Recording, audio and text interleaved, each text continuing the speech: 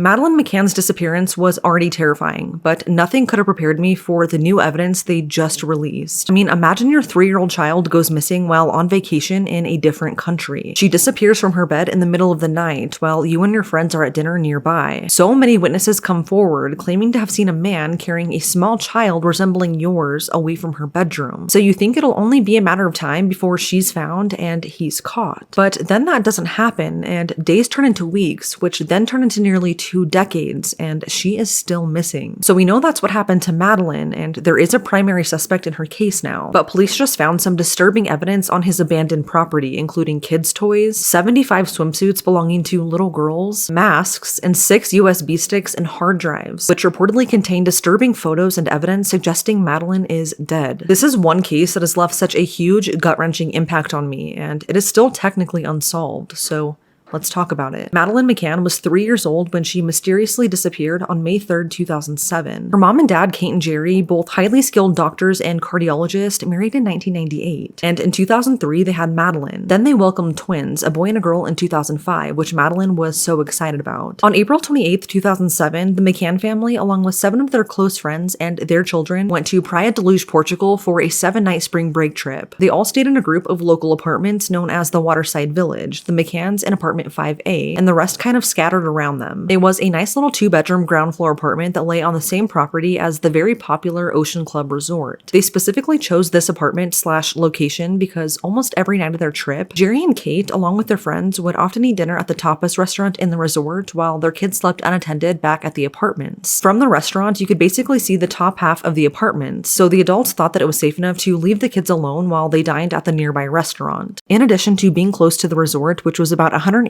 feet away, the McCanns reportedly always kept the front door locked, which was right next to their kid's bedroom. Madeleine and her younger siblings all shared a room, with Madeleine being on her own bed and the twins in a cot in the middle of the room. The bedroom also only had one waist-high window with curtains and a metal exterior shutter that could only be opened from the inside, and the McCanns kept this shut during their entire trip. Madeleine slept opposite to this window. So with all of these precautions in place, they felt safe enough to leave Madeleine and the twins sleeping in their beds while they went out to eat. This brings us to May 3rd, 2007. The day started out great like usual. The kids went to the resort's daycare, then they all met up for lunch and a swim in the pool. This is the last photo ever taken of 3-year-old Madeleine, as she would disappear later that night. Kate and Jerry put the kids to bed around 7 that night. They recalled Madeleine sleeping peacefully in her light pink Eeyore pajamas with her favorite blanket and stuffed animal. At around 8:30 p.m., Kate and Jerry left the apartment to go eat dinner at the resort's tapas restaurant with their friends. Like I said, they felt safe leaving the kids alone because it was a pretty short walk, and you could see part of the apartments from the restaurant, but you couldn't see the front door.